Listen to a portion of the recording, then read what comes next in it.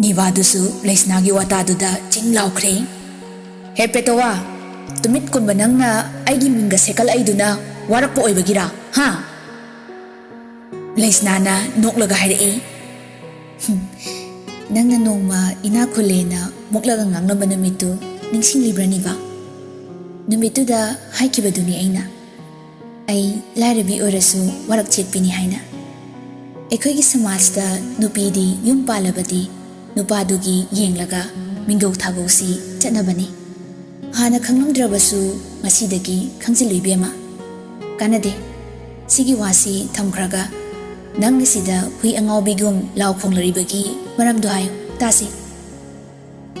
Nivana chatnarol khangbi ibema oza aina ngangna gelaklibasi nangonda nate nangi darkar leite yamrandani.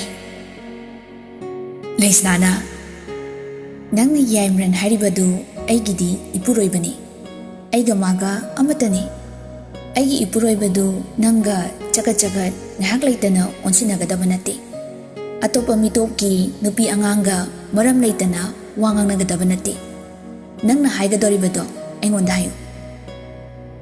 Kebina usitana haire is yam yumburembini ko. Leisnana usitana adugu konjeli nemna haire. Mani ai yumsigi yumburembini nangdi khabunaira. Kebidu tingpan kre ngarangda lamja sara orambadu yam thuna kawina. Leisnana noklaga haire. Aigi ngarangi punsida lairabidi oiki adubu lamja saradi oikide madu noina yamunna khanglamgani. Hoine adubu noidi ina kholi pesa pai aduga ngasi nupi adusu leisabi noini yumsida laglaga chatliba sajat asi yenglagadi lamja sara amanasu nakhoidagi hena phaikebi maramdi lamja saradi maraibakna tamduna mama mapa pupangsuna nakonbiba fangdrabasu afaba bhari delai adugo noigi ahalsingdudi kaidoduna leibage macha poktoklaga warak watemgani khangdribabo nangondagidi lamja sarana hena phaini kebi yaningba natro ha aigi wase kebi do pran chakre nivana pisum suklaga chehele. Hey yare napchobi nawada kokthoro. Leisnadu sawgadra khanbani adubu awabagi nungsa swarma holaga haire. Ibema nangsibu liridi amuktoiba nangbu kanagi singli kai sida pali loina chongthokle matong kai loina lisingkhraga namitka nayaga tangai silakle mi khwaile sabidi liradi yam singi haine sakki natrasu yumbalondadi mamutai haine adubu noigumbasina kamain tawizano liraga ngakhal aisina khongon menguna ma itata de nivana ai mungaire haina hek chaladana nagum daram jati higok ek thokladana yamrandu thoke torambadagi thebona khamduna phamthakre tanjaduda nivana laure. Hai yamran nin napaduna aina ma hatke tawena haiye wa samthona sila. Leisnadu handakte saurokle. Hey lawano hatke tawi haibani aduda nang saurido kaigino. Nivaga kebigadu angamarai khangdana leisnada tongsilai kumayengduna marumda lairamba panthoi lairik ataisingdusu hekta changsilli panthoina laurai. Hai changsilakano ina oibembada sokpada nakutu thudekadamni mihapi ikaidubi siaraga phat changsilapduna nivaga kebigagi mamaida khupakna se thajinduna hairi. Khangbra warapta bisa nang paisa yam paibra minekba yangambra ha anidusu hande leisabini haibagi ikaiba pachet amata yaudana yamlemjadaba mongda makut halakduna chakthongbi mariduga sini nani khangdana phudatnaragle. Nivana purakliba nupa mayamdudagi amakhakna changsinge torubada khangaudana yamrangi security pakhang masa phabaduna mamaida khangkhaw kawbada longna nahi taraga haithakre. Tanjadu yaraktre khangladuna manungna ngasai de leramba changchang lauba sanghu singdu grum humsalai ꯊꯦꯕꯣꯅ ꯍꯦꯛꯇ ꯈꯪꯍꯥꯏ ꯈꯪꯖꯤꯟꯗ ꯂꯥꯎꯔꯛꯏ꯫ ꯗꯥꯏꯔꯟ, ꯏꯇꯩꯃ ꯄꯨꯁꯤꯟꯈꯣ꯫ ꯏꯇꯩꯃ ꯅꯪ ꯆꯪꯈ꯭ꯔꯣ꯫ ꯁꯤꯗꯤ ꯊꯦꯕꯣꯒꯤ ꯍꯩꯅꯕꯤꯅꯤ, ꯏꯇꯩꯃꯅ ꯍꯩꯅꯔꯔꯣꯏ꯫ ꯗꯥꯏꯔꯟ, ꯄꯨꯂꯤꯁꯇꯒ call ꯇꯧꯅꯣ, ꯑꯩ ꯇꯧꯅꯤꯡꯕ ꯈꯤꯇ ꯇꯧꯍꯧꯈꯤꯒꯦ꯫ ꯑꯗꯨ ꯈꯛꯇꯅꯤ ꯊꯦꯕꯣꯅ ꯍꯥꯏꯔꯝꯕ꯫ ꯑꯗꯨꯗꯩ ꯄꯥꯏꯁꯤꯟꯈ꯭ꯔꯒ ꯑꯍꯥꯟꯕ ꯆꯪꯁꯤꯜꯂꯛꯄ ꯅꯨꯄꯥꯗꯨ ꯍꯦꯛꯇ ꯇꯣꯠꯄ ꯍꯧꯈ꯭ꯔꯦ꯫ ꯅꯤꯚꯥꯒꯤ ꯑꯇꯩ ꯃꯤꯁꯤꯡꯗꯨꯗꯤ ꯆꯪꯁꯤꯟꯗ꯭ꯔꯦ, ꯃꯔꯝꯗꯤ ꯃꯗꯨꯗ ꯃꯈꯣꯏ ꯌꯥꯎꯔꯨꯕꯗ ꯃꯈꯣꯏꯒꯤ ꯆꯦꯟꯐꯝ ꯂꯩꯔꯔꯣꯏ ꯍꯥꯏꯕ ꯃꯁꯥ ꯃꯁꯥ ꯈꯪꯂꯦ꯫ ꯃꯌꯥꯝ ꯃꯔꯛꯇꯨꯗꯒꯤ ꯑꯃꯅ ꯀꯥꯟꯅꯔꯔꯣꯏ ꯈꯟꯗꯨꯅ ꯈꯥꯝꯂꯛꯏ꯫ ꯉꯥꯏꯈꯣ, ꯑꯃꯨꯛꯇ ꯉꯥꯏꯕꯤꯈꯣ, ꯑꯩꯈꯣꯏꯗꯤ ꯆꯨꯝꯅ ꯅꯤꯚꯥꯅ ꯊꯕꯛ ꯑꯃ ꯆꯠꯂꯨꯁꯤ ꯍꯥꯏꯕꯗꯨꯗ ꯂꯥꯛꯄꯅꯤ꯫ ꯐꯨꯅꯔꯤꯕꯁꯤ ꯑꯃꯨꯛꯇ ꯈꯥꯝꯕꯤꯌꯣ ꯃꯌꯥꯝ, ꯁꯤꯅꯕ ꯇꯥꯔꯦ ꯇꯧꯔꯤꯁꯤ꯫ ꯑꯃꯅ ꯑꯃꯨꯛ ꯍꯥꯏꯔꯛꯏ, ꯗꯥꯗꯥ ꯑꯃꯨꯛꯇ ꯈꯥꯝꯕꯤꯌꯨ, ꯁꯤꯕ ꯇꯥꯔꯦ ꯅꯨꯄꯤ ꯑꯅꯤꯁꯤꯒ ꯅꯨꯄꯥꯁꯤꯒ꯫ ꯏꯕꯣꯍꯜꯅ ꯅꯣꯛꯃꯤ ꯇꯧꯔꯒ ꯅꯤꯚꯥ ꯇꯥꯅꯕ ꯂꯥꯎꯔꯛꯏ꯫ ꯈꯔ ꯃꯔꯩ ꯃꯨꯜꯍꯟꯈꯤꯒꯦ ꯇꯧꯅꯤꯅꯦ, ꯃꯤ ꯃꯁꯛ ꯈꯪꯗꯕ ꯁꯣꯏꯅꯥꯎꯁꯤꯡꯁꯦ ꯄꯔꯥ ꯋꯥꯠꯂꯤ ꯈꯪꯍꯟꯒꯦ ꯇꯧꯅꯤ꯫ ꯅꯤꯚꯥꯗꯨ ꯐꯨꯅ ꯏꯕꯣꯍꯜꯗ ꯃꯃꯤꯠ ꯈꯥꯅ ꯌꯦꯡꯉꯛꯏ꯫ ꯀꯅꯥꯒꯤ ꯃꯁꯝ ꯃꯅꯥꯒ ꯄꯨꯡꯐꯥ ꯍꯦꯛ ꯐꯥꯔꯦ꯫ ꯂꯩꯁꯅꯥꯗꯤ ꯌꯦꯡꯕ ꯉꯝꯗ꯭ꯔꯗꯨꯅ ꯇꯨꯡ ꯑꯣꯟꯊꯣꯛꯂꯛꯄꯗ ꯌꯥꯏꯃꯔꯟꯗꯨ ꯂꯥꯏꯕꯛ ꯄꯥꯏꯔꯒ ꯅꯝꯗꯨꯅ ꯂꯩꯔꯝꯃꯤ꯫ ꯏꯕꯣꯍꯜꯅ ꯑꯣꯟꯊꯣꯛꯄ ꯑꯉꯥꯡꯅꯤ ꯈꯜꯂꯒ ꯍꯥꯏꯔꯛꯏ, ꯍꯥꯏ ꯊꯦꯕꯣ, ꯌꯥꯔꯦ, ꯈꯔ ꯐꯨꯔꯗꯤ ꯊꯥꯗꯣꯛꯈ꯭ꯔꯣ꯫ ꯃꯨꯆꯥꯎ ꯆꯥꯎꯕ ꯊꯦꯕꯣꯗꯨ ꯅꯨꯄꯥꯗꯨ ꯄꯥꯛꯅ ꯊꯥꯗꯣꯛꯇꯦ꯫ ꯅꯤꯚꯥꯗ ꯃꯥꯒꯤ ꯏ ꯀꯥꯕꯗꯨ ꯅꯨꯄꯥꯗꯨꯗ ꯑꯣꯏꯅ ꯇꯥꯏꯅꯔꯛꯏ꯫ ꯑꯗꯨꯕꯛꯇꯗ ꯅꯤꯚꯥꯅ ꯄꯟꯊꯣꯏꯗ ꯈꯨꯗꯣꯝꯕꯤꯁꯤꯡꯗꯨꯅ ꯍꯥꯏꯔꯛꯏ, ꯅꯪꯒꯨꯝꯕꯅ ꯑꯩꯕꯨ ꯐꯨꯕꯗꯤ ꯅꯪ ꯈꯪꯅꯤ, ꯆꯨꯗꯠꯅꯕꯤ ꯅꯪ ꯁꯤꯕ ꯇꯥꯕꯅꯤ꯫ ꯄꯟꯊꯣꯏꯅ ꯊꯧꯁꯥꯗꯅ ꯈꯨꯝꯂꯛꯏ, ꯇꯥꯅꯤꯡꯗꯦ, ꯆꯠꯂꯣꯍꯦ ꯑꯥꯗ, ꯅꯪꯒꯨꯝꯕꯁꯤꯗꯤ ꯑꯩꯅ 10ꯔꯛ ꯄꯣꯛꯄ ꯌꯥꯕꯅꯤ꯫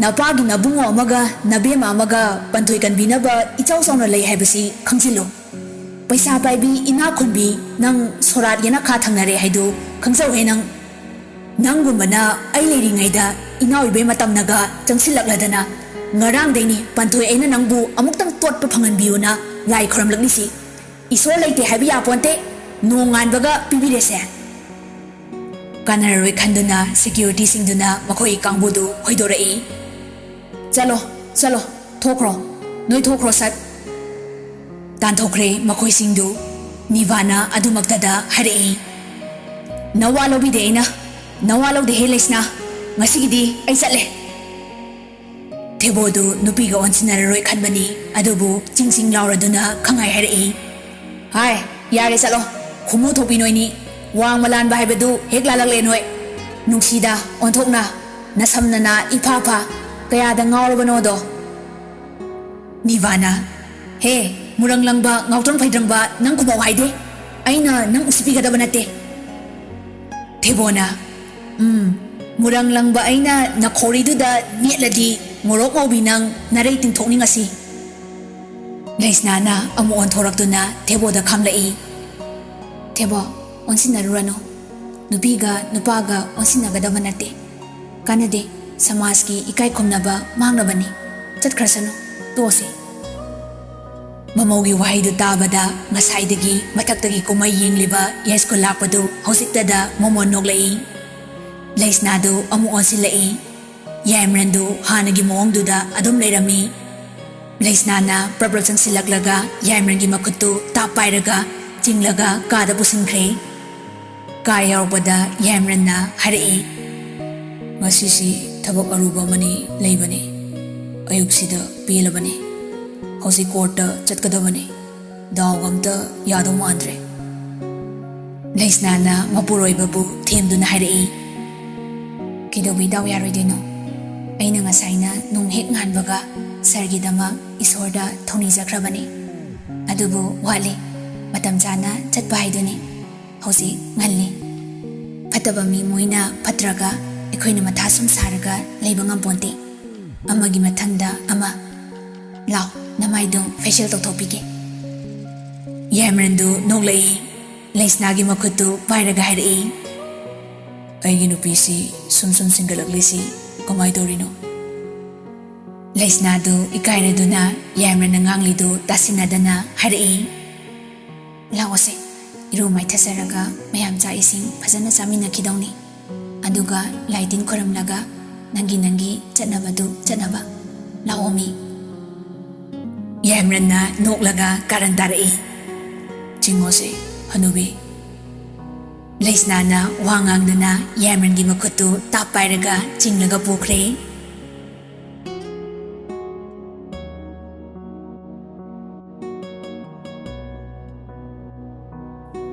Ngahak leiraga ingtharaba matung Leisnana Yamranda tapna hairei. Karino nivadaga kemta haidena. Mingangbudi yam thina tawduna tanthokre. Aduga nivadana wa phawa ngangde. Tupak tupai oina chalaga lotlaga lay. Yamranda noklaga khumlai. Lote ko tholopotan magini. Leisnadu mana tan chadana noklakpaduda sauningai. Yare, nangna mana yumsida tawriba oiba yaroidaba jut chadaba thabak mayamsi atayna tawba oiradi nahana nongmaina kaptana tana dana loina hatke hairani. Nivana bu tawradi nang tupak tupai chali. Ngasi mana tawridu karino madu yumsida yabra. Aduga sarna mana sargi ming panduna law khongla phaw tumina wa machet amata ngangdabidaga lesilaga laine. Yamrana Abem, kaman bagi matang yam sadi dangido. Niva hairibi nupidu nang nakhangda bagini. Aina masak mun na khangi. Ikai bahai badu machet amata yaudana sarapa nupini. Angak pulai kusem amani. Adugi matakda madap maksu jingkat pangamdabi angawi nupi singduda aina akanaring kumaina singuni. Nupi ga onsinaba ay hainade. Nupa mandaboy khali sasi. Aidi naansu bobogi mamaga adum ngangnadriduni. Mingangsu aina kaisu thodopa tawkhide. Supnatagi aigi haifam thokpa khara angangsingda haikibani. Matang matam sadana mathong marang khangdana nupi oigera nupa oigera mi amaga hekta chakat onsinaba chakat ngangnabasi arembasingi mataw nate si nangsu khangliduni. Leisnana ho adu boba Nasidi haifam topa adu phawba haikidraba natro.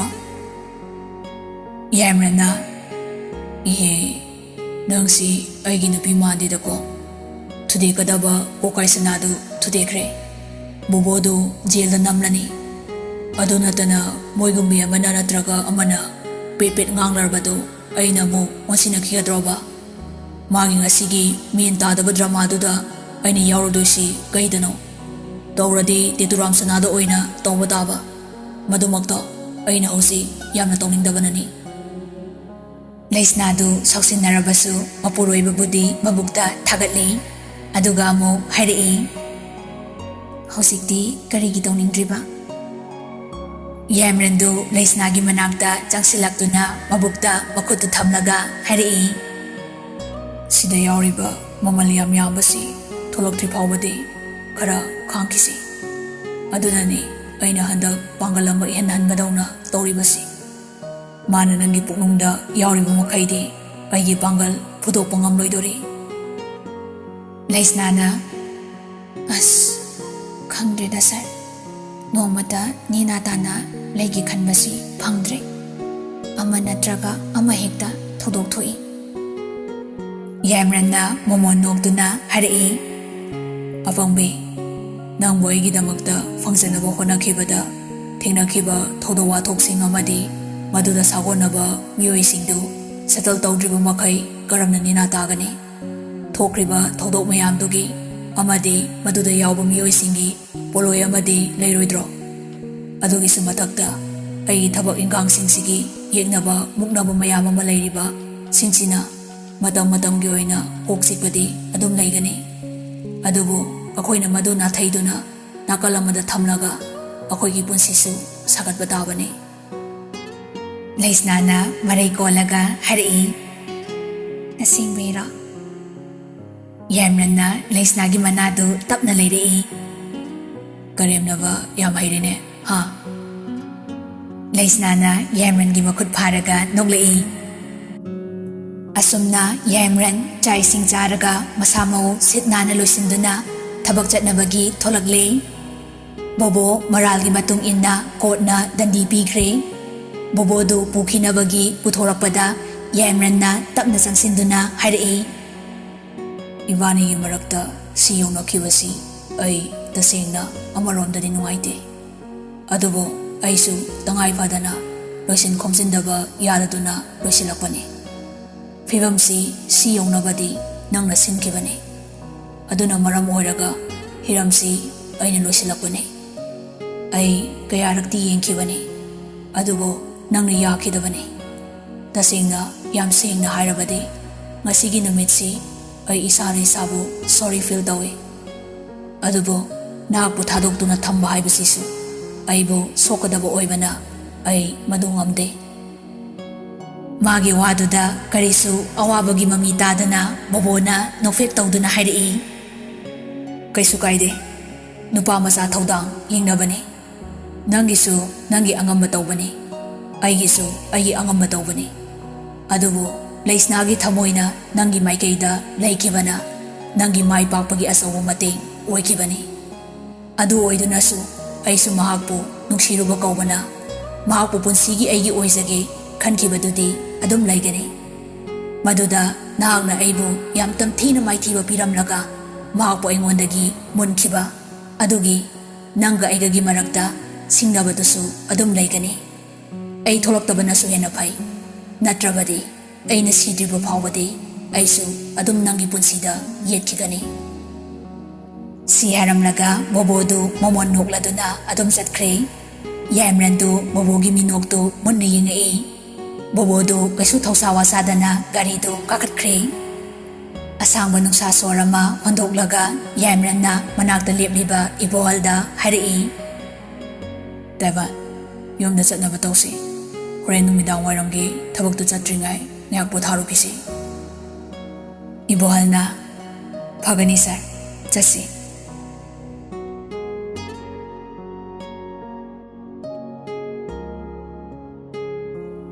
ꯃꯌꯥꯝꯁꯤ ꯅꯥꯀꯟꯗ ꯊꯝꯈ꯭ꯔꯒ ꯍꯧꯖꯤꯛ ꯊꯃꯣꯏꯗ ꯀꯥ ꯍꯦꯟꯅ ꯃꯩ ꯍꯧꯔꯤꯕꯁꯤ ꯑꯇꯩ ꯀꯅꯥꯁꯨ ꯅꯠꯇꯦ, ꯆꯥꯎꯕꯒꯤ ꯅꯨꯄꯤ ꯃꯤꯉꯥꯡꯅꯤ꯫ ꯃꯍꯥꯛ ꯃꯄꯨꯔꯣꯏꯕ ꯀꯥꯏꯅꯔꯦ, ꯃꯆꯥꯁꯤꯡꯒ ꯁꯦꯠꯅ ꯈꯥꯏꯅꯔꯦ꯫ ꯃꯁꯤꯒꯤ ꯃꯊꯛꯇ ꯃꯆꯥꯅꯨꯄꯤꯒꯤ ꯅꯨꯄꯥ ꯃꯌꯨꯝꯗ ꯆꯪꯂꯨꯕꯗꯁꯨ ꯇꯥꯊꯤ ꯆꯩꯗꯨꯅ ꯇꯥꯟꯊꯣꯛꯄꯤꯔꯛꯂꯦ꯫ ꯃꯄꯥꯝꯗ ꯆꯪꯂꯨꯕꯗꯁꯨ ꯃꯕꯨꯡ ꯃꯧꯄ꯭ꯋꯥꯁꯤꯡꯅ ꯈꯣꯡꯒꯨꯟ ꯇꯥꯔꯛꯄ ꯌꯥꯔꯣꯏ, ꯆꯪꯉꯛꯀꯅꯨ ꯍꯥꯏꯔꯦ꯫ ꯍꯧꯖꯤꯛ ꯃꯍꯥꯛꯀꯤ ꯄꯨꯟꯁꯤ ꯃꯥꯡꯂꯦ, ꯃꯍꯥꯛ ꯅꯥꯏꯇꯣꯝ ꯇꯥꯔꯦ꯫ ꯑꯗꯨꯃꯛꯇꯗ ꯅꯣꯡꯃ ꯀꯦꯕꯤꯅ ꯃꯤꯉꯥꯡꯕꯨ ꯀꯣꯏꯊꯤ ꯊꯤꯔꯛꯇꯨꯅ ꯃꯅꯥꯛꯇ ꯂꯥꯛꯇꯨꯅ ꯍꯥꯏꯔꯔꯦ, ꯁꯤꯅꯗꯨꯝ ꯍꯦꯟꯅ ꯐꯔꯦꯗ, ꯅꯠꯇ꯭ꯔꯣ?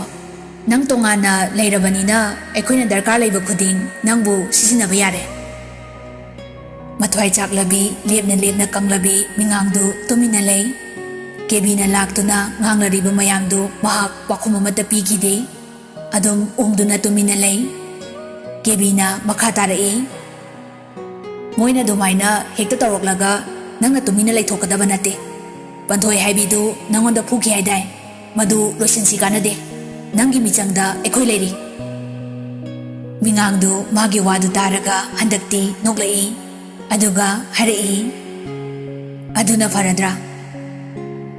ꯀꯦꯕꯤꯅ, ꯐꯠꯇ꯭ꯔꯗꯤ ꯀꯩꯅꯣ, ꯑꯩꯈꯣꯏꯗ ꯎꯁꯤꯠ ꯊꯑꯣꯏꯗꯅ ꯇꯧꯔꯛꯄ ꯃꯤꯁꯤꯡ ꯑꯃꯠꯇ ꯂꯦꯝꯅ ꯊꯥꯔꯣꯏꯗꯧꯅꯤ꯫ ꯅꯪꯁꯨ ꯍꯧꯖꯤꯛꯇꯤ ꯑꯩꯈꯣꯏꯒꯤ ꯃꯤ ꯑꯣꯏꯔꯕꯅꯤ ꯀꯩꯅꯣ꯫ ꯀꯔꯤꯕꯨ ꯀꯥꯟꯅꯔꯨꯅꯤ, ꯅꯆꯥ ꯅꯋꯥꯅꯦꯅ ꯇꯧꯔꯤꯗꯨ ꯃꯤꯒꯤ ꯃꯤꯆꯪ ꯆꯪꯗꯅ ꯅꯪꯕꯨ ꯏꯟꯊꯣꯛꯂꯒ ꯌꯥꯏꯃꯔꯟꯒꯤ ꯃꯈꯣꯡ ꯂꯦꯛꯇꯨꯅ ꯂꯩꯈ꯭ꯔꯦ꯫ ꯃꯤꯉꯥꯡꯗꯨ ꯀꯦꯕꯤꯒꯤ ꯋꯥꯉꯥꯡꯗꯨꯗ ꯆꯥꯛꯈ꯭ꯔꯦ꯫ ꯍꯥꯏꯔꯛꯏ, ꯍꯟꯗꯛꯅ ꯀꯔꯝꯍꯥꯏꯅ ꯇꯧꯁꯦ ꯍꯥꯏꯕꯅꯣ? ꯀꯦꯕꯤꯅ, ꯇꯧꯒꯗꯕ ꯊꯕꯛꯇꯨꯗꯤ ꯑꯩꯈꯣꯏꯅ ꯇꯥꯛꯂꯛꯀꯅꯤ, ꯑꯗꯨꯒꯤꯗꯃꯛꯇ ꯅꯪ ꯋꯥꯒꯅꯨ꯫ ꯑꯩꯈꯣꯏꯅ ꯍꯥꯏꯕꯗꯨꯗ ꯌꯥꯎ, ꯁꯦꯜꯁꯨ ꯅꯪꯅ ꯍꯦꯛ ꯄꯥꯝꯕꯈꯩ ꯄꯤꯒꯗꯣꯏꯅꯤ꯫ ꯃꯤꯉꯥꯡꯗꯨ ꯑꯃꯨꯛꯀ ꯍꯟꯅ ꯅꯣꯛꯂꯛꯏ, ꯃꯐꯝ ꯃꯇꯝꯗꯨꯗ ꯍꯥꯏꯕꯤꯔꯛꯎ, ꯅꯣꯏꯅ ꯍꯥꯏꯕ ꯃꯐꯝꯗꯨꯗ ꯑꯩ ꯂꯥꯛꯀꯅꯤ꯫ ꯇꯧꯕꯇꯕꯨ ꯏꯕꯦꯝꯃ ꯅꯤꯚꯥꯒ ꯅꯪꯒ ꯑꯩꯒ ꯑꯩꯈꯣꯏ ꯑꯍꯨꯝ ꯄꯨꯟꯅ ꯋꯥꯔꯤ ꯑꯃꯨꯛꯇ ꯁꯥꯈꯤꯁꯤ꯫ ꯀꯦꯕꯤꯅ, ꯀꯔꯤꯒꯤꯅꯣ? ꯃꯤꯉꯥꯡꯗꯨ ꯑꯃꯨꯛꯀꯁꯨ ꯅꯣꯛꯂꯒ ꯈꯨꯝꯂꯛꯏ, ꯀꯔꯤꯒꯤꯅꯣ ꯍꯥꯏꯕ ꯑꯃ ꯂꯩꯇꯦ, ꯌꯦꯛꯅꯕ ꯑꯅꯤꯗꯤ ꯃꯔꯨꯞ ꯑꯣꯏꯕ ꯇꯥꯕꯅꯤ꯫ ꯃꯔꯝ ꯑꯁꯤꯅ ꯑꯩꯒꯤ ꯊꯃꯣꯏꯗ ꯂꯩꯔꯤꯕ ꯂꯃꯟ ꯈꯨꯝꯅꯤꯡꯕꯒꯤ ꯃꯩꯆꯥꯛꯁꯦ ꯅꯤꯡꯕ ꯊꯨꯡꯅꯕꯒꯤꯗꯃꯛ ꯐꯖꯅ ꯋꯥꯇꯥꯅꯔꯒ ꯆꯤꯛꯅ ꯋꯥꯔꯤ ꯁꯥꯕ ꯌꯥꯅꯕꯅꯤ꯫ ꯀꯦꯕꯤꯅ ꯍꯪꯂꯛꯏ, ꯄꯟꯊꯣꯏ ꯍꯥꯠꯄꯒꯤ ꯋꯥꯔꯤꯗꯨꯔꯥ? ꯃꯤꯉꯥꯡꯗꯨ ꯍꯟꯗꯛꯁꯨ ꯑꯗꯨꯝ ꯅꯣꯛꯂꯛꯏ,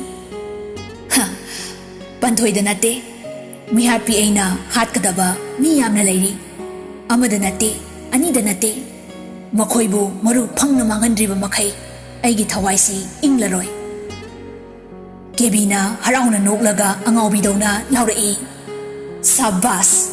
ꯑꯗꯨꯅꯤꯗꯅ ꯅꯨꯄꯤ ꯍꯥꯏꯗꯨꯗꯤ꯫ ꯀꯩꯗꯧꯅꯤ ꯑꯉꯝ ꯑꯉꯝ ꯍꯥꯠꯇꯣꯛꯅꯔꯒ ꯁꯤꯗꯣꯛꯄ ꯍꯥꯏꯗꯨꯅꯤ꯫ ꯅꯪꯁꯤ ꯌꯥꯝ ꯅꯔꯦꯜ ꯂꯩꯕꯤ ꯅꯨꯄꯤꯅꯤ꯫ ꯅꯤꯚꯥꯅ ꯇꯥꯔꯗꯤ ꯌꯥꯝ ꯍꯔꯥꯎꯖꯔꯅꯤ꯫ ꯃꯤꯉꯥꯡꯅ ꯍꯟꯗꯛꯇꯤ ꯏꯪꯅ ꯍꯥꯏꯔꯛꯏ꯫ ꯍꯟꯗꯛꯇꯤ ꯃꯤꯉꯥꯡ ꯀꯅꯥꯅꯣ ꯍꯥꯏꯕꯗꯨ ꯃꯤ ꯈꯨꯗꯤꯡꯃꯛꯅ ꯈꯪꯂꯒꯅꯤ꯫ ꯏꯆꯥꯅ ꯏꯄꯨꯔꯣꯏꯕꯅ ꯌꯥꯏꯃꯔꯟꯅ ꯑꯗꯨꯒ ꯇꯥꯏꯕꯨꯡꯉꯣ ꯌꯥꯏꯁ꯭ꯀꯨꯜ ꯂꯥꯛꯄꯅ꯫ ꯀꯦꯕꯤꯗꯨ ꯑꯃꯨꯛꯀꯁꯨ ꯃꯌꯥ ꯈꯤꯒꯠꯇꯨꯅ ꯅꯣꯛꯂꯛꯏ꯫ ꯃꯣꯏꯗꯨꯗꯅꯦ ꯑꯩꯈꯣꯏꯕꯨ ꯃꯁꯛ ꯈꯪꯍꯟꯒꯗꯕ꯫ ꯐꯔꯦ, ꯉꯁꯤꯒꯤꯗꯤ ꯑꯩ ꯆꯠꯈ꯭ꯔꯒꯦ꯫ ꯑꯩꯈꯣꯏ ꯑꯍꯨꯝ ꯎꯅꯒꯗꯕ ꯅꯨꯃꯤꯠꯇꯨ ꯄꯥꯎ ꯍꯥꯏꯔꯛꯂꯒꯦ꯫ ꯑꯁꯤ ꯍꯥꯏꯔꯒ ꯀꯦꯕꯤꯅ ꯕꯦꯒꯇꯒꯤ ꯄꯩꯁꯥ ꯆꯕꯨꯟ ꯑꯃ ꯂꯧꯊꯣꯛꯂꯒ ꯃꯤꯉꯥꯡꯗ ꯄꯤꯔꯗꯨꯅ ꯍꯥꯏꯔꯛꯏ꯫ ꯁꯦ, ꯁꯤ ꯊꯝꯖꯤꯜꯂꯨ꯫ ꯅꯤꯚꯥꯅ ꯄꯤꯔꯛꯄꯅꯤ꯫ ꯅꯪꯒꯤ ꯑꯋꯥꯠ ꯑꯄꯥ ꯃꯦꯟꯅꯧ꯫ ꯃꯤꯉꯥꯡꯅ ꯅꯣꯛꯂꯒ ꯍꯥꯏꯔꯛꯏ꯫ ꯏꯕꯦꯝꯃ, ꯉꯁꯤꯗꯤ ꯁꯦꯜꯁꯤ ꯂꯧꯔꯔꯣꯏ꯫ ꯃꯔꯝꯗꯤ ꯅꯍꯥꯟꯃꯨꯛ ꯂꯧꯈꯤꯕꯗꯨꯁꯨ ꯂꯣꯏꯅ ꯂꯩꯔꯤ꯫ ꯑꯗꯨꯒ ꯍꯟꯗꯛꯇꯤ ꯊꯕꯛ ꯂꯣꯏꯔꯒ ꯃꯥꯏ ꯄꯥꯛꯂꯕ ꯃꯇꯝꯗꯨꯗ ꯑꯣꯏꯅ ꯂꯧꯔꯒꯦ꯫ ꯀꯦꯕꯤꯅ ꯊꯥꯖꯗꯅ ꯅꯣꯛꯂꯒ ꯍꯥꯏꯔꯛꯏ꯫ ꯏꯁ, ꯋꯥꯇꯥꯁꯤꯗꯤ ꯍꯟꯗꯛꯇꯤ ꯁꯣꯏꯗꯅ ꯃꯥꯏ ꯄꯥꯛꯂꯅꯤ ꯈꯜꯂꯦ꯫ ꯑꯩ ꯌꯥꯝ ꯅꯨꯡꯉꯥꯏꯔꯦ꯫ ꯑꯩ ꯆꯠꯂꯦꯍꯦ꯫ ꯍꯥꯏꯔꯝꯂꯒ ꯀꯦꯕꯤꯗꯨ ꯊꯣꯛꯈ꯭ꯔꯦ꯫ ꯃꯤꯉꯥꯡꯗꯨ ꯋꯥ ꯉꯥꯡꯗꯅ ꯑꯃꯨꯛ ꯎꯪꯗꯨꯅ ꯇꯨꯃꯤꯟꯅ ꯂꯩꯈ꯭ꯔꯦ꯫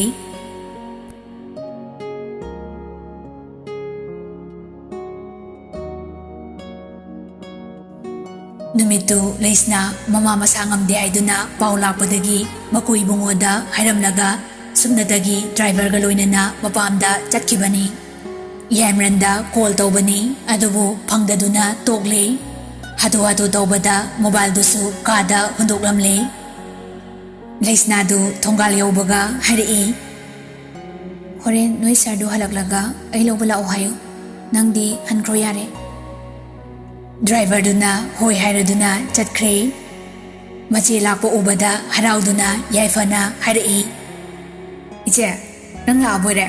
ꯂꯥꯛꯑꯣ, ꯑꯩꯅ ꯅꯪꯒꯤ ꯆꯥꯛ ꯍꯥꯞꯂꯕꯅꯦ꯫ ꯑꯗꯣ ꯏꯆꯦ, ꯅꯪ ꯏꯃꯥꯒ ꯉꯥꯏꯍꯥꯛꯇ ꯂꯩꯃꯤꯟꯅꯔꯝꯃꯣ꯫ ꯑꯩ ꯉꯁꯤ ꯄ꯭ꯔꯦꯛꯇꯤꯀꯦꯜ ꯑꯦꯛꯖꯥꯝ ꯂꯩ꯫ ꯑꯩ ꯍꯜꯂꯛꯇ꯭ꯔꯤꯐꯥꯎ ꯂꯩꯔꯝꯃꯨꯀꯣ꯫ ꯃꯧꯄ꯭ꯋꯥꯒꯤ ꯒ꯭ꯌꯥꯟ ꯇꯥꯕꯗꯨ ꯎꯔꯒ ꯂꯩꯁꯅꯥꯗꯨ ꯃꯕꯨꯛꯇ ꯍꯔꯥꯎꯖꯩ꯫ ꯅꯣꯛꯂꯒ ꯅꯨꯡꯁꯤꯅ ꯍꯥꯏꯔꯛꯏ꯫ ꯍꯣꯏ ꯍꯣꯏ, ꯆꯠꯂꯨꯔꯣ꯫ ꯏꯆꯦ ꯂꯩꯔꯝꯒꯦ꯫ ꯑꯁꯤ ꯍꯥꯏꯔꯒ ꯂꯩꯁꯅꯥꯗꯨ ꯃꯃꯥꯒꯤ ꯃꯅꯥꯛꯇ ꯆꯪꯂꯒ ꯃꯃꯥꯕꯨ ꯅꯥꯟꯕꯤꯗꯨꯅ ꯍꯥꯏꯔꯛꯏ꯫ ꯑꯩ ꯂꯥꯛꯑꯦ ꯏꯃꯥ꯫ ꯃꯃꯥꯅ ꯍꯪꯉꯛꯏ꯫ ꯅꯊꯟꯗꯔꯣ? ꯏꯕꯨꯡꯉꯣꯗꯤ ꯌꯥꯎꯔꯛꯇ꯭ꯔꯕꯣ?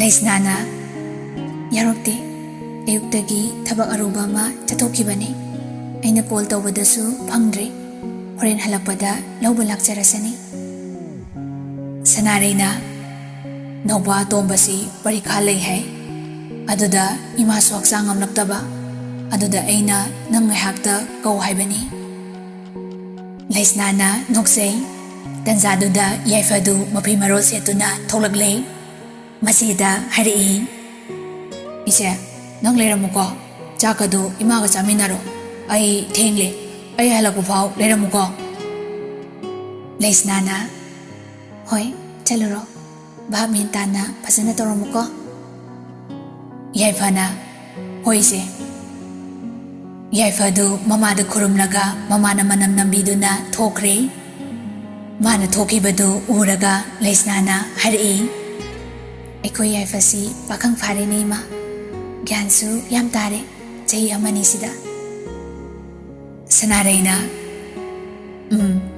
ꯅꯣꯡꯃꯇ ꯃꯄꯥꯟꯒ ꯊꯣꯛꯇꯦ꯫ ꯀꯣꯂꯦꯖ ꯆꯠꯄꯁꯤ ꯅꯠꯇꯅ ꯏꯃꯨꯡꯒꯤ ꯊꯕꯛꯀ ꯑꯩꯒꯤ ꯁꯦꯕꯥꯒ ꯇꯧꯔꯒ ꯂꯥꯏꯔꯤꯛ ꯍꯦꯛꯇ ꯄꯥꯈꯤ꯫ ꯃꯌꯥꯝꯕꯅ ꯍꯦꯟꯕ ꯌꯥꯄꯣꯟꯇꯦ, ꯃꯥꯁꯨ ꯍꯣꯠꯅꯗꯣꯏꯅꯤ ꯍꯥꯏꯁꯤꯅꯕꯨ ꯑꯃꯨꯛ ꯇꯣꯏꯕ꯫ ꯐꯣꯟꯗ ꯃꯆꯤꯟ ꯃꯅꯥꯎ ꯈꯠꯁꯨ ꯈꯠꯅꯩ, ꯅꯣꯛꯁꯨ ꯅꯣꯛꯏ꯫ ꯑꯃꯗꯨꯅꯁꯨ ꯂꯛꯅꯔꯛꯀꯅꯤ꯫ ꯃꯗꯨꯅ ꯃꯥꯅ ꯑꯃꯨꯛ ꯇꯣꯏꯕ, ꯅꯪꯅ ꯍꯦꯟꯕ ꯌꯥꯄꯣꯟꯇꯦ ꯁꯤꯅꯕꯨ꯫ ꯅꯣꯛꯄꯗ ꯑꯃꯨꯛ ꯇꯣꯏꯕ ꯏꯃꯥꯗꯤ꯫ ꯂꯩꯁꯅꯥꯁꯨ ꯅꯣꯛꯂꯛꯏ꯫ ꯑꯩꯈꯣꯏ ꯃꯉꯥꯜꯁꯨ ꯑꯩꯅ ꯍꯪꯕꯗ ꯃꯊꯧꯗ ꯃꯥꯏ ꯐꯖꯅ ꯑꯣꯟꯁꯤꯜꯂꯤꯕ ꯃꯥꯜꯂꯦ꯫ ꯈꯪꯗꯦ ꯏꯃꯥ, ꯃꯈꯣꯏ ꯑꯅꯤꯁꯤꯗ ꯃꯤꯀꯣꯛ ꯊꯣꯡꯗꯨꯅ ꯃꯤꯔꯛ ꯇꯤꯟꯕ ꯉꯥꯏꯕꯗ ꯑꯩ ꯋꯥꯔꯕꯅꯤ꯫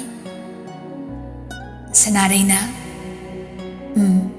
ꯑꯉꯥꯡ ꯑꯅꯤꯁꯤ ꯃꯁꯥꯒꯤ ꯐꯖꯔꯕꯁꯨ ꯍꯣꯠꯅꯕꯤꯅꯕ ꯁꯦꯜ ꯃꯔꯥꯡ ꯀꯥꯏꯅ ꯊꯥꯗꯕꯤꯅꯕ ꯌꯥꯎꯗꯕꯅ ꯅꯝꯁꯤꯟꯗꯨꯅ ꯂꯩꯔꯝꯕꯅꯤ ꯑꯗꯨꯕꯨ ꯏꯕꯨꯡꯉꯣꯅ ꯂꯣꯏꯅ ꯍꯣꯠꯅꯈꯤꯕꯅ ꯉꯁꯤ ꯁꯤ ꯌꯧꯔꯤꯕꯅꯤ 이베마 나쁘로이부부 그이동농다 미라이비 야데고 레이스나나 모모노이 아두가 하르이 에이 짝티게이마 그러자시 사나레이나 낭부 왕부드라네 이마 도게세 레이스나나 이스 야니 이슈토로이 아두이 마훗 라오 자콤다 파물라오 사나레이도 농레이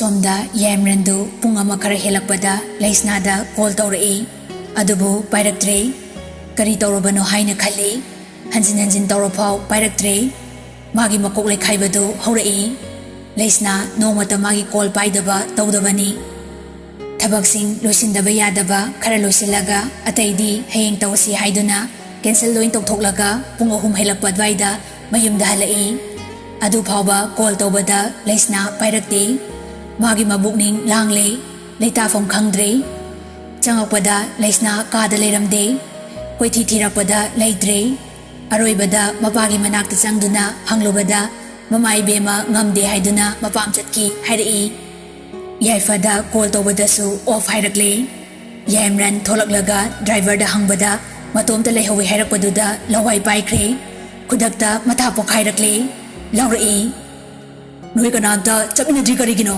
ꯃꯇꯣꯝꯇ ꯊꯥꯗꯣꯛꯈ꯭ꯔꯤ ꯀꯔꯤꯒꯤꯅꯣ ꯃꯌꯥꯝꯗꯨ ꯈꯨꯝꯕ ꯀꯤꯅꯔꯦ ꯌꯥꯏꯃꯔꯟꯗꯨ ꯇꯩꯅꯐꯝ ꯈꯪꯗ ꯈꯨꯗꯛꯇ ꯒꯥꯔꯤꯗꯨ ꯊꯧꯗꯣꯔꯛꯏ ꯑꯗꯨꯒ ꯂꯥꯛꯏ ꯍꯦꯛ ꯌꯧꯔꯛꯄꯒ ꯁꯨꯃꯥꯡꯗꯒꯤ ꯍꯦꯛꯇ ꯀꯧꯔꯛꯏ ꯏꯃꯥ ꯑꯕꯦꯝ ꯌꯥꯏꯐ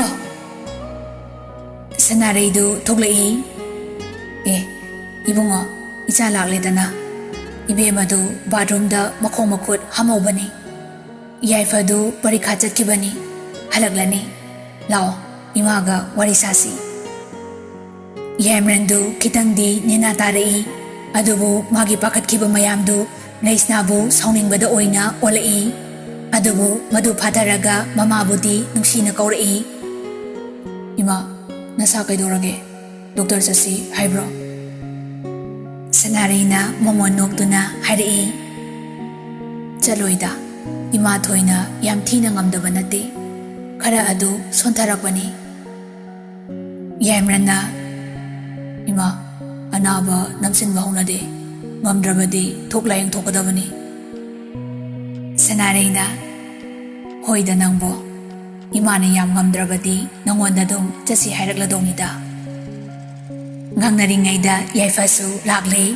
ꯍꯦꯛ ꯂꯥꯛꯄꯒ ꯍꯔꯥꯎ ꯍꯔꯥꯎ ꯀꯧꯖꯔꯛꯏ 이발 이제 लौबा लाइरो यामरन नोकलगा होइने नंगदी एग्जाम नुंगाइरम्ब्रो अइदी न एग्जाम ले हाइबगा अमत खंगदेने याइफासु नोकलई नुंगाइरमे फममो इमागा इबाय आइसु फी होंगलगा थोलके यामरनना होय होय असुमना वारी वाताई सादुना ngyak haraute yamna leiraba matung यामरन लेस्नाबु पुदुना लाई लंबीदा यामरनदु वा मचेत अमता ngang लेस्नाना ngakladuna हाइरई किदोरगे यामरन खुमदे लेस्नाना अमुका हंगई करिनो हौजिकता युमदा नोक्तना वारी वाताई सारमलगा अमुक उंगलिदुबो यामरन खुमदे ममाइदु सुक्तोरई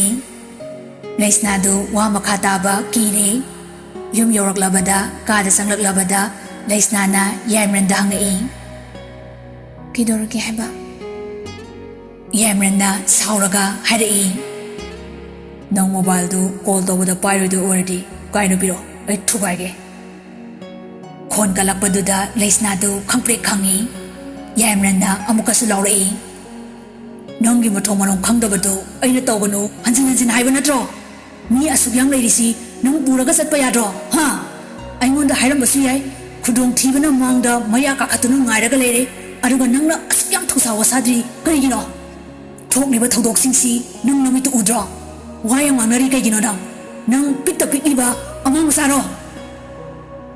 Laisnado mahakiduna Yamranda munna mamit lang thokduna yengi aduga tapna hairi. Ima masa ngamde haibatuda hekta chelaba aduda mobile su kauramba male. Sarda try torambani phangdabani. Yamranda yare ai khange nang nasagi so khar naning na khatamba yam pamane nang na ai oramnadi ai no wabase nang khangadabane ai na kyam pakhali haiba nang khangadaba ai dana nangi khanmane nangdi ai khanmanate nangi haktaki ai na pakhalaga sibadone nang nangaise adusu ai khange. Laisnana tapna hairi aduinati ai wa makha taba nangde Yamrandu kadudagi khangthok thokraga atopa ka amada changduna thongrolaga laikre. Tasengna ngasi Yamran chanana saukre Laisnada. Laisna su tuminna wa ngangbagiduna laikre.